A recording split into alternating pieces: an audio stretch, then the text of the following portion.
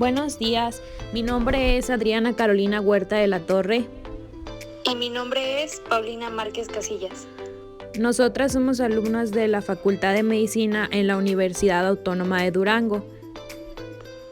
Y el día de hoy vamos a explicarles nuestro proyecto final de la materia de bioquímica, que consiste en explicar todo lo que hemos visto durante todo el semestre. Las biomoléculas principales son las proteínas, cuya función es la regulación de funciones en el organismo. Otras son los carbohidratos, cuya función es el almacenamiento y la obtención de energía.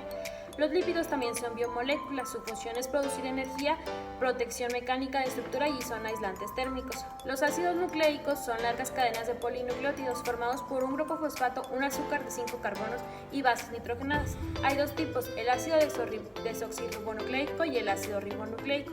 El agua que hay en total en un cuerpo son del 50 al 60%. El agua tiene propiedades como la osmolalidad, el movimiento del agua y puede formar puentes de hidrógeno, por lo que es un solvente universal y un regulador térmico. Los ácidos y bases, los ácidos son compuestos que donan un ion de hidrógeno a una solución y las bases son compuestos que aceptan iones de hidrógeno. Los amortiguadores permiten que una solución resista cambios en el pH cuando se adicionan los iones de hidrógeno o los iones de hidroxilo. Las enzimas son catalizadores químicos que agilizan una reacción química, formando o rompiendo enlaces químicos. Existen distintas enzimas, las cuales tienen distintas funciones. La unidad básica de un organismo vivo es la célula. En los humanos, cada tejido está integrado con diversos tipos de células. Hay dos tipos de células, las procariotas y las eucariotas. La bioenergética se refiere a las transformaciones de energía celular. Es la rama de la bioquímica que se dedica al estudio de las acciones que involucran cambios de energía. La termodinámica representa el campo de las ciencias físicas que estudia los intercambios de energía entre los conjuntos de materia. La energía de Gibbs expresa la cantidad de energía capaz de generar trabajo durante una reacción a presión y a temperatura constante. El metabolismo es el conjunto de todas las transformaciones químicas que se producen en una célula o en un organismo. Hay dos metabolismos, el catabolismo y el anabolismo. La respiración celular es un proceso fisiológico que consiste en el intercambio de gases con el medio ambiente. Es una vía que ocurre en la mitocondria de la célula y oxida el ácido pirúvico convirtiéndolo en agua y en moléculas de CO2. En el proceso se gastan 36 moléculas de ATP. Tiene 4 procesos, la primera es la glucólisis. La glucólisis consta de 10 reacciones, en donde hay 2 etapas. La primera es la inversión de energía y la segunda es la recuperación de energía. En esta vía la glucosa se somete a transformaciones químicas, donde al final se va a convertir en 2 moléculas de piruvato y se van a generar 2 moléculas de ATP y 2 de NADH. Otro proceso es la oxidación del piruvato.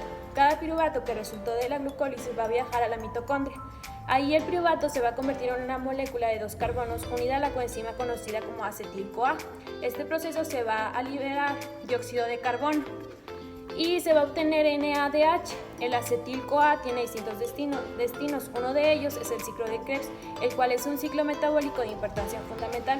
Utilizan oxígeno durante el proceso de respiración celular y consta de 8 reacciones, donde el acetil-CoA que se obtuvo se va a combinar con una molécula de 4 carbonos y atraviesa un ciclo de reacciones para finalmente regresar a la molécula inicial de 4 carbonos. En el proceso se va a generar un ATP, 4 NADH, un FADH y se va a liberar dióxido de carbono. La fosforilación oxidativa, el movimiento de los electrones por la cadena, va a liberar energía que se utilizó para bombear protones fuera de la matriz y formar un gradiente. Los protones fluyen de regreso hacia la matriz y a través de una enzima llamada ATP sintasa para generar ATP. Los carbohidratos son moléculas formadas por carbono, hidrógeno y oxígeno, como son glucosa, glucógeno y ribosa.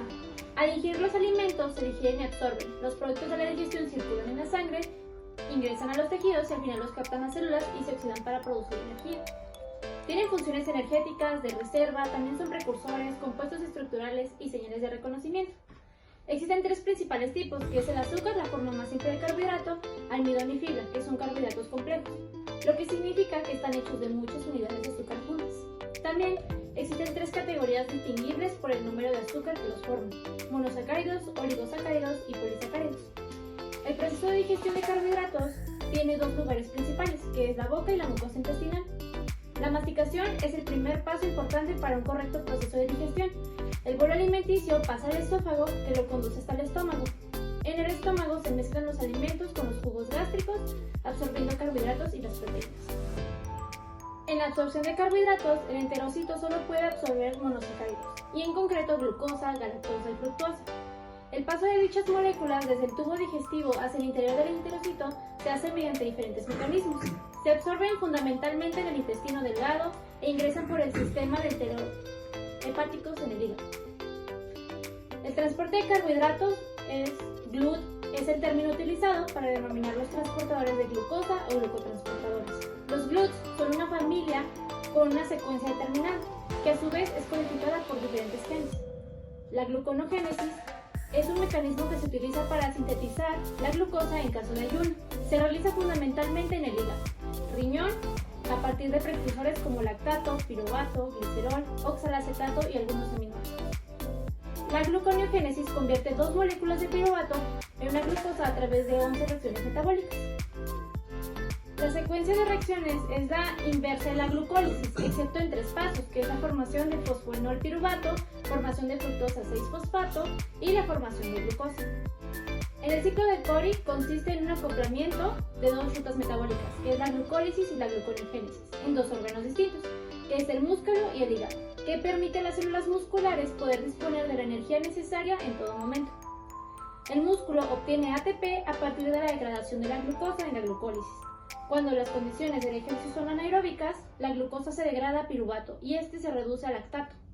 El lactato es exportado a la circulación y es captado por el hígado. El hígado sintetiza glucosa de nuevo a partir del lactato por la ruta gluconeogénica. El glucógeno consiste en un polímero muy grande y ramificado de moléculas de glucosa. Los 2 principales lugares de glucógeno son el hígado y el músculo esquelético. En las vías de la fructosa pueden entrar en la vía glucolítica en el músculo esquelético, donde se actúa la enzima hexoquinasa, o ya sea en el hígado, que es donde participa la enzima fructoquinasa. Los lípidos. Estas biomoléculas no son solubles en agua, pero sí en solventes orgánicos. Son un reservorio de moléculas para producir energía. Se acumulan como grasas, ceras y aceites. Tienen funciones energéticas, estructural, vitamínica y hormonal. Los triglicéridos son las grasas más abundantes en el cuerpo. Son sólidos o líquidos a una temperatura ambiente. Su densidad es menor a 1 y su punto de fusión depende de la longitud de la cadena y de su insaturación. Los fosfolípidos son lípidos que forman las capas lipídicas de la membrana plasmática. Son filtros de la célula, se encargan de la activación de las enzimas y transportan el colesterol. Tienen una cabeza polar que es hidrofílica, unida a un glicerol, y esto unido a una cola no polar que es hidrofóbica. Los glucolípidos son lípidos complejos que se caracterizan por poseer un glúcido, se encuentran formando parte de la bicapa lipídica de las membranas de todas las células. Los terpenos son moléculas lineales o cíclicas que tienen funciones muy variadas, conforman las vitaminas liposolubles, son pigmentos vegetales y conforman las esencias vegetales.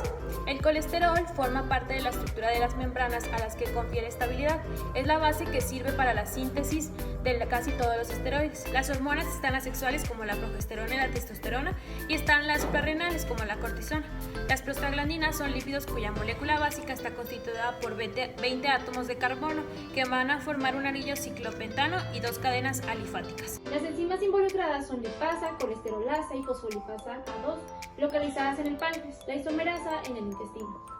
Los ácidos y sales biliares son moléculas antipáticas y actúan como detergentes, emulsionando los lípidos en el intestino, haciéndolos accesibles a las lipasas.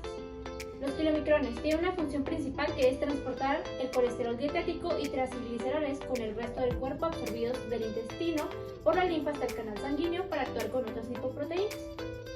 Las lipoproteínas son macromoléculas cuya función es empaquetar los lípidos insolubles en el medio acuoso del plasma y transportarlos desde el intestino y el hígado a los tejidos periféricos. Estos son VLDL, IDL, LDL y HDL, donde las VLDL son las de menor densidad y las HDL son las de mayor densidad. La beta-oxidación es un proceso mediante el cual los ácidos grasos almacenados en los tejidos son utilizados por las células de los organismos aeróbicos para la producción de energía.